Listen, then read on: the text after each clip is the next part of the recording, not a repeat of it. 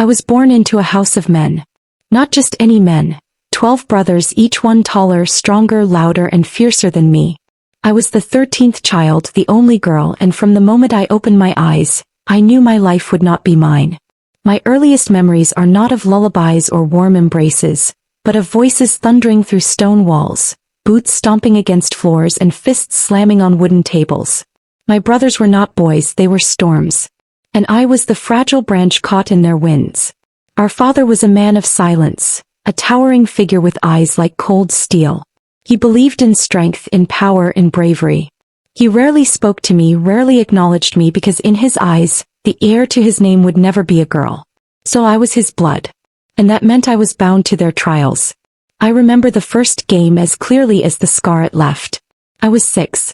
My eldest brother, Marcus, called it a test of courage. They took me deep into the woods as the sun began to set.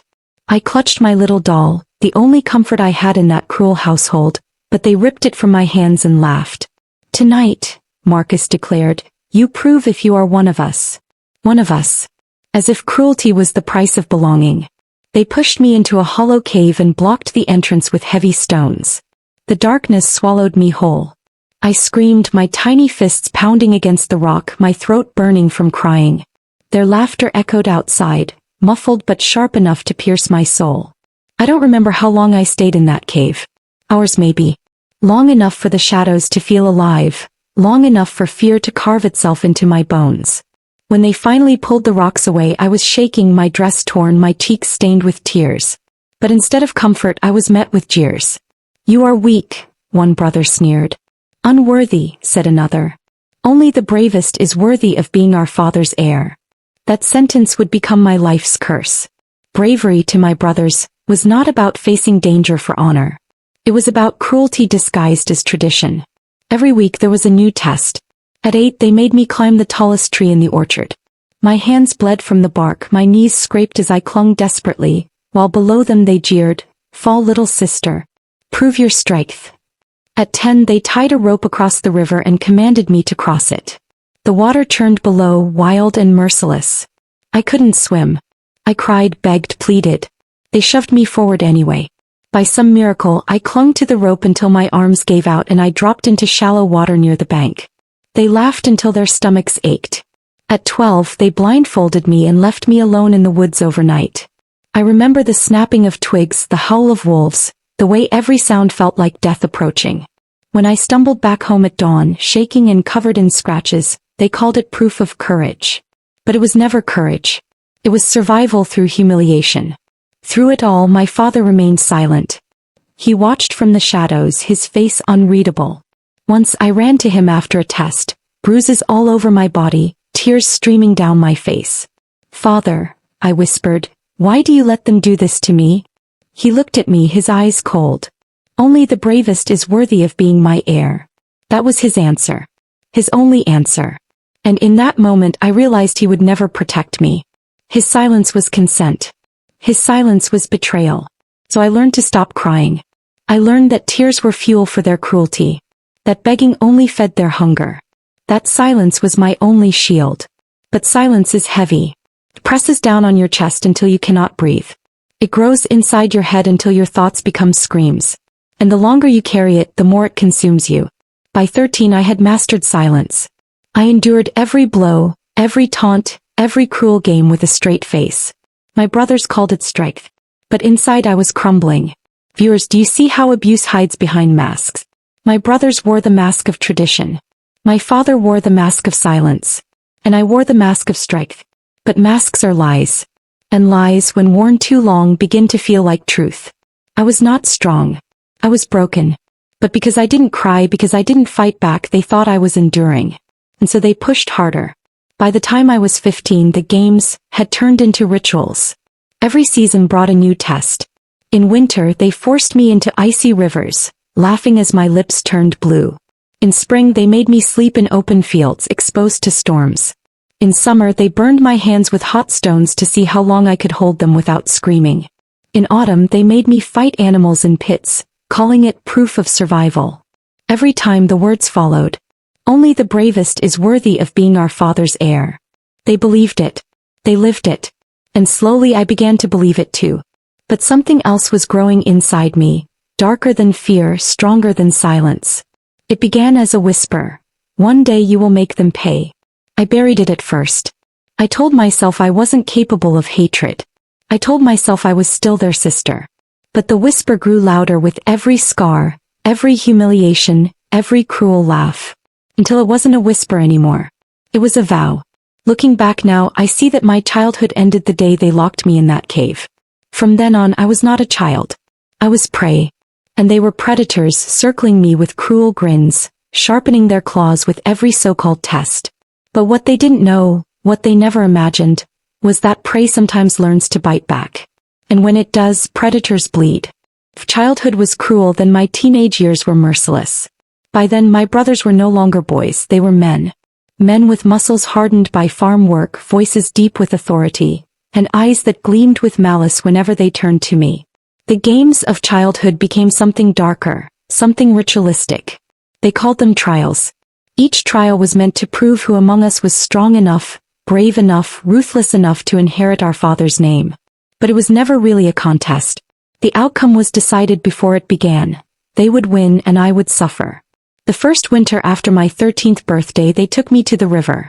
The ice clung to its surface, sharp and jagged, the water beneath black as night. Prove yourself, Marcus commanded. I shook my head terrified. I can't. I'll die. Then you're worthless. He shoved me forward and the others followed suit. The water swallowed me whole, a freezing grip that clawed at my lungs. My body convulsed, my chest burned, my mind screamed. Above me I could hear their laughter muffled by the roar of the river. When I finally clawed my way to the bank, trembling and half-frozen, I collapsed at their feet. Marcus smirked. Not dead yet. Maybe there's hope for you. Hope. That was what they called it. But I knew the truth. It wasn't hope. It was cruelty masquerading as strength. At 16 the trial came in summer. The air was thick with heat, the sun a merciless eye in the sky. They built a fire, stoked it until the stones glowed red. Pick it up, one of them ordered, tossing a rock onto the dirt. I hesitated, staring at the heat shimmering from its surface. Up. I obeyed. My palms screamed in agony, skin blistering on contact. The smell of burnt flesh filled the air.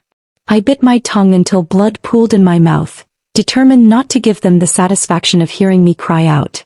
When I dropped the stone, my hands were ruined, raw, swollen, trembling. Brave, one muttered. But I knew it wasn't bravery. It was survival. It wasn't only the trials.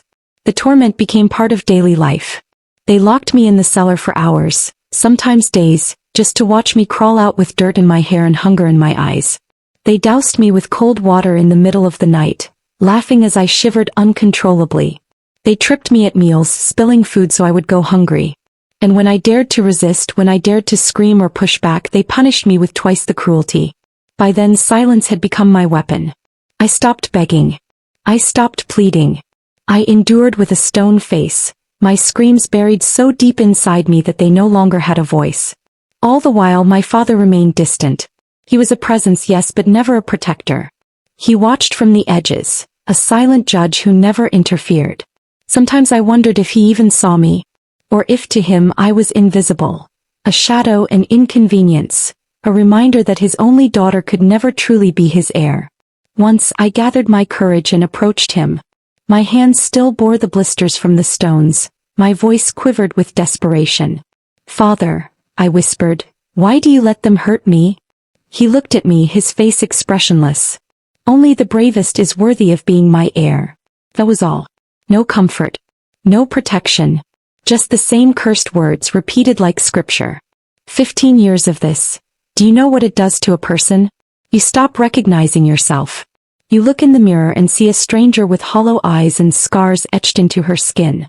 You start to believe the lies, that you are weak, that you are worthless, that pain is your destiny. At times I thought of ending it, of slipping quietly into the river and letting the current take me away from all of it. But each time something held me back. A whisper. A shadow of defiance. A voice that said, not yet. Not like this. And so I endured. Day after day. Trial after trial. Scar after scar. Dear friend, do you see how cruelty multiplies when silence reigns? My brother's abuse thrived because my father was silent, because I was silent, because society was silent. Silence was the soil in which their cruelty grew. But silence is not peace. Silence is prison. And the longer you stay in that prison, the harder it is to remember the sound of freedom. The worst trial came when I was 18. They called it the hunt. That night they dragged me into the forest. The moon was full, shadows stretching like claws across the ground. You want to be one of us? Marcus sneered. Survive the hunt. They released me into the woods, giving me a head start. My heart thundered as I stumbled through branches, the sound of their footsteps echoing behind me. It was a game to them, but to me it was life and death. For hours I ran. My lungs burned, my legs screamed, my mind begged for rest. But every time I slowed I could hear them closing in. Laughter, shouts, cruel promises of what would happen if they caught me. By dawn I collapsed near the edge of the forest. They found me there, broken, bruised, barely breathing. Still alive, Marcus muttered. Maybe you are stronger than you look. But strength was not what I felt. What I felt was hatred, raw, burning, unrelenting. It was during the hunt that something inside me shifted permanently. I realized I could no longer endure. Endurance was not saving me. Endurance was killing me slowly. And for the first time I allowed myself to imagine revenge. I pictured each of my brothers, their mocking faces twisted in fear. I imagined them crawling as I once crawled, begging for mercy as I once begged. And in those images I found power. By the time I reached my 21st birthday, I was no longer the weak girl they tormented. I was something else. A woman carved by pain, sharpened by cruelty, hardened by silence. They had forged me in fire, and now the fire burned within me. They thought they had broken me. But in truth they had created their own downfall. Because prey, when cornered for too long, learns how to bite. My 21st birthday arrived dressed like any other day in our house. Stone-cold walls, a sky the color of iron, and a silence so loud it swallowed thought. Yet beneath that stillness something waited, coiled, watching. I felt it in my bones, the end of one life and the beginning of another. They called me out at dusk.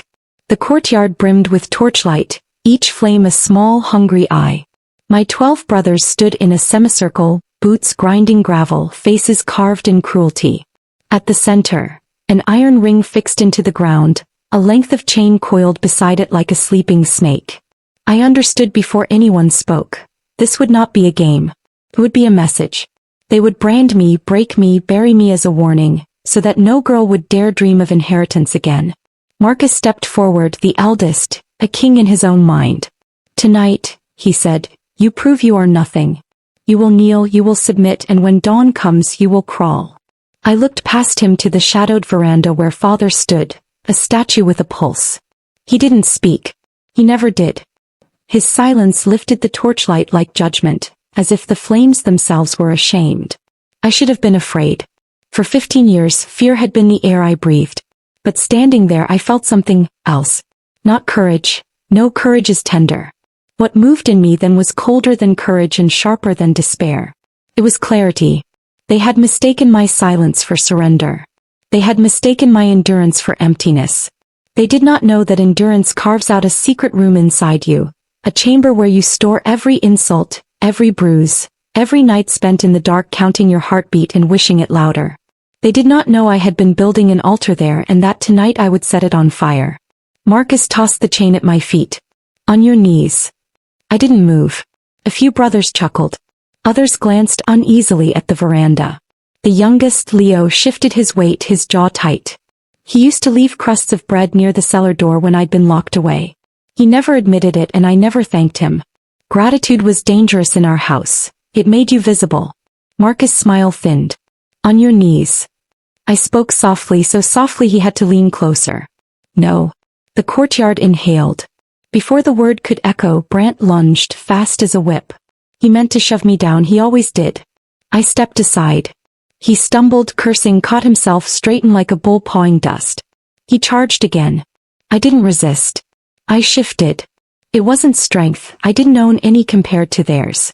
It was timing, 15 years of learning the rhythm of their cruelty. I guided his momentum past me and he sprawled hard onto his shoulder. Laughter rippled through the line, cruel and bright. Not laughter for me, laughter at him. I saw the flicker of humiliation in his eyes. I tucked it away. A seed. Marcus lifted a palm. The laughter died. He took a slow step, then another, the ring of keys by his belt chiming like a warning. Fight, he murmured. Fight and maybe you'll earn breath. Earn. I repeated. Breath is a gift. You steal it. He swung. Not a slap this time. A fist straight mean. I saw it coming and didn't dodge. It cracked across my cheek and sent stars skittering through my skull. I tasted iron. I stayed upright. Somewhere to my right Leo whispered, Marcus, not a plea. Caution. The first fracture in the night. I turned my head back slowly and smiled. Not mockery, something worse. A farewell. Chain her, Marcus snapped. Two brothers moved, thick-armed, confident. I waited until their fingers brushed the iron. Then I spoke not to them but to the courtyard, to the house, to the man on the veranda. Father. The words struck stone. He didn't answer. Of course he didn't. He had ruled me by absence for 2 decades. How fitting he would try to break me by it too. But I hadn't called for an answer. I called for a verdict. Tonight, I said, lifting my chin to the veranda, I will show you your heir. A scoff. You. Brant spat. I shook my head. No. Your heir is the one who survives the truth. They grabbed for me. I stepped into the reach of the closer brother, let his grip close around my wrist, then twisted bone against bone. Pain lit my arm, I welcomed it. He gasped and folded. I wrenched free and planted myself over the chain, not touching it, claiming the space it guarded. Behind the line I heard a murmur. Not respect. Not yet. But curiosity, which is the mouth of doubt. Marcus gestured and 4 came at once. I did not fight them. I wasted no strength on battles I could not win. That I spoke. Elias, I said, eyes on the third brother from the left, whose lip always curled when Marcus spoke. Does he ever let you speak first? Elias faltered. A hand caught his shoulder, shoved him forward. He moved but slower. Rowan, I called to the second, whose knuckles were scarred from fights he didn't start. Do you remember the mountain? Do you remember who dared you to climb in the storm? Rowan's mouth twitched. His eyes flickered to Marcus, then back. His step shortened. Brant, I said, tasting the bruise he'd put on my cheek. Will you fall again tonight? Or will you make it someone else's turn? Brant roared, but he didn't reach me. He reached for Elias' collar. Don't listen. Enough. Marcus' voice cracked like a whip. She divides you because she cannot defeat you. He was right, of course, except the first truth was the point. I didn't need to defeat 12 men. I needed them to try to defeat each other. They hesitated just long enough for the torches to spit, for the wind to carry a new smell over the wall. Rain. A change in weather. A change in everything. I lifted the chain. Not to put it on, never that. To swing. The iron hissed over the dirt. I snapped it low at their ankles, forcing them to jump back as one. The chain bit my palms, I didn't release it. I dragged it in a slow circle, carving a mark around my feet, a line between their cruelty and my choice. Cross it, I said, and learn what you taught me. A laugh, ugly. What's that? Brant jeered. How to finish what others start. They surged. And then the rain came. It didn't pour, it cut. Thin, cold blades. Torches hissed, smoke coiled. Shadows blurred. I let the world smear and listened instead. The slap of boots, the rasp of breath, the quick mean laugh Marcus couldn't hold back when he thought victory close. I closed my eyes. I moved by memory, of each man's swagger, each man's sin. I pivoted away from the heaviest footfall, Rowan, and kicked not at a leg I couldn't break but at a torch stand already loose. It toppled. Flames licked up the hem of Brant's coat. He yelped and tore it off, cursing. The circle broke formation. Coward, someone shouted at Brant, not me. That was the second fracture. I opened my eyes. Elias, I said into the smoke, tell them what Marcus said about father when you were alone in the granary. He froze. Shut up. Tell them, I pressed, voice cutting through rain. Or I will. Marcus took a step, a knife flashing at his belt. Not toward me, toward Elias. What did? You tell her. Elias raised his hands. Nothing. Liar, Marcus snarled, grabbing his collar. There it was, the third fracture, the one that split stone. I didn't need to have heard anything in the granary. I only needed to know that Marcus rules by humiliation and Elias hates being ruled. In our house, resentment is as common as bread. All I did was feed it. They shoved and cursed. Brant swung at Elias and missed, clipped Rowan's ear. Rowan swung back. The semicircle collapsed into angles, then knots, then fists. The chain lay heavy in my hands. I dropped it and stepped out of the circle I had drawn. No one reached for me. It wasn't victory. Not yet. Chaos is not triumph.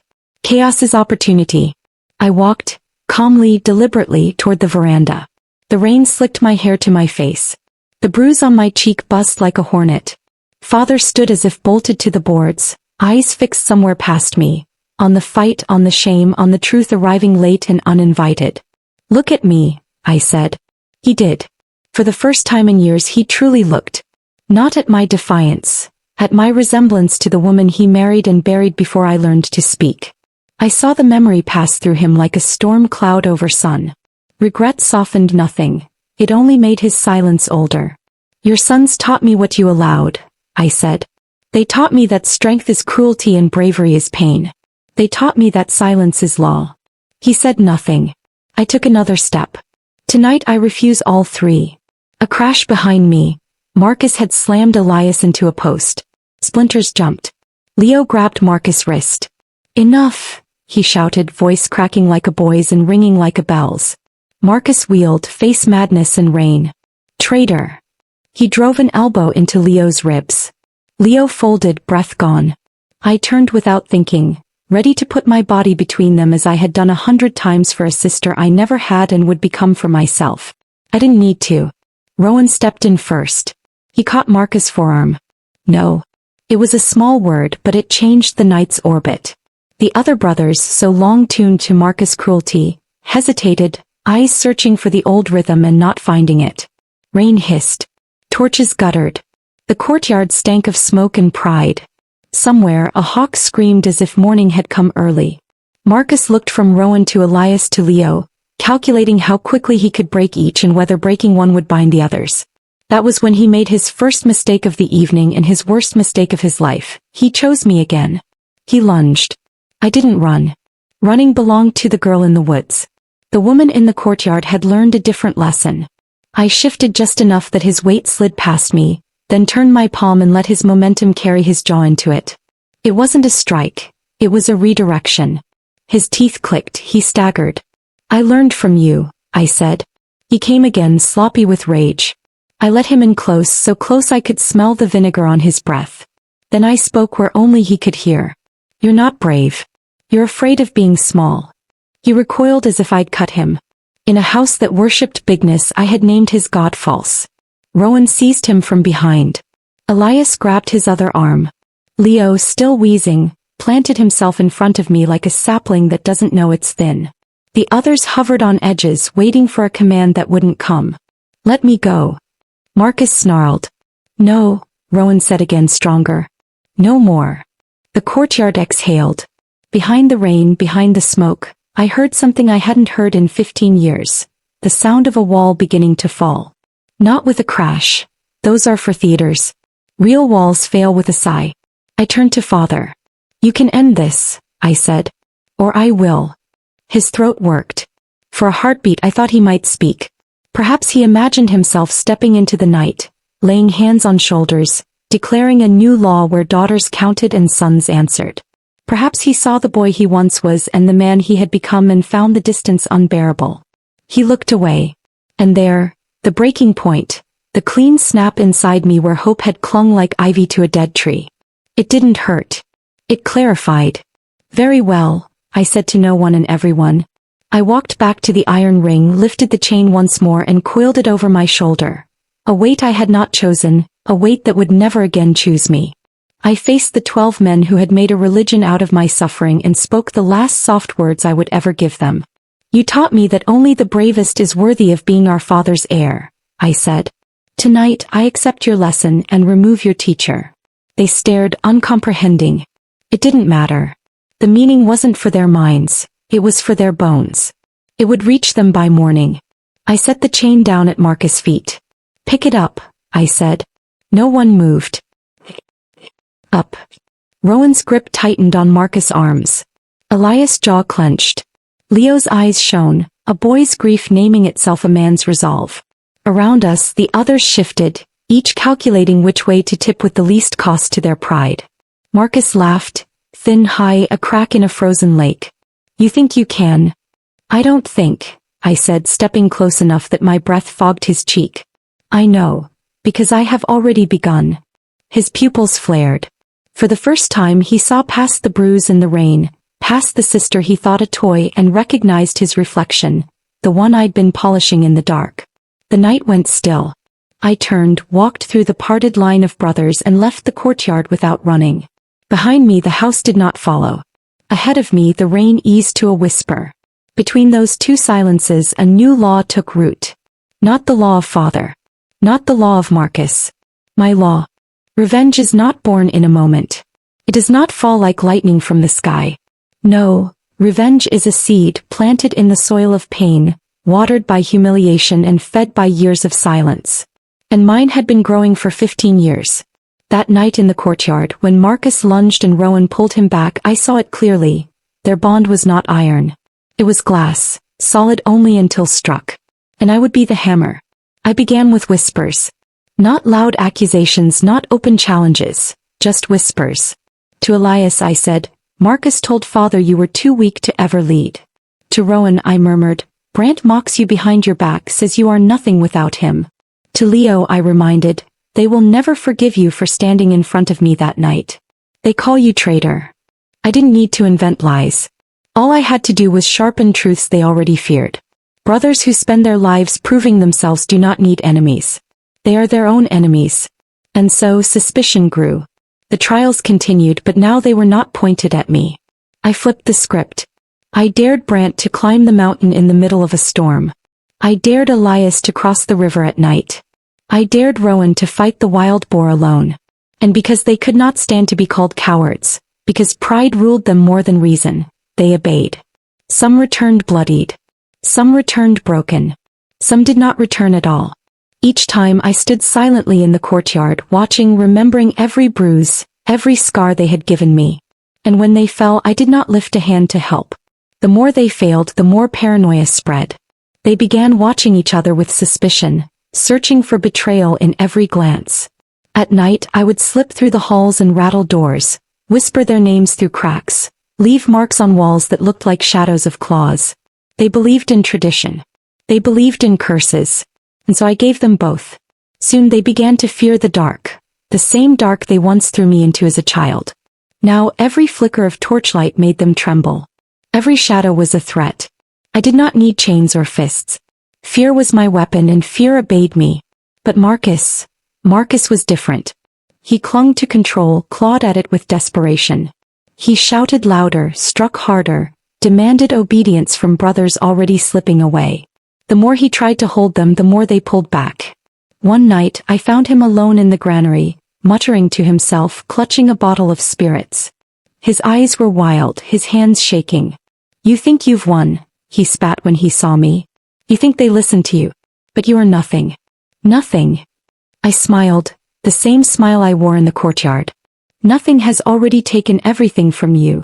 His scream split the night. He lunged again, but this time no one was there to hold him back. He swung wildly, missed, stumbled. I didn't touch him. I didn't need to. His own fury carried him too far. When dawn came, Marcus was gone, swallowed by the river he once forced me into. After Marcus, the others crumbled quickly. Elias, consumed by suspicion, fought Rowan until both fell bloodied in the dust. Brant, humiliated one too many times, wandered into the woods and never returned. Leo, sweet Leo, tried to stand against the tide, but his brothers branded him a traitor and cast him out. One by one they finished themselves. And I watched. Not with glee. No, glee belongs to those who believe they have won. I watched with silence, the same silence they once forced on me. Only now silence was mine. By the end only 3 brothers remained. We gathered once more in the courtyard, torches flickering, shadows long. They looked at me with eyes hollowed by fear, suspicion, and regret. They knew what I had done, not with blades, not with fists, but with whispers, with pride, with fear. One of them whispered, "You're a witch." I shook my head.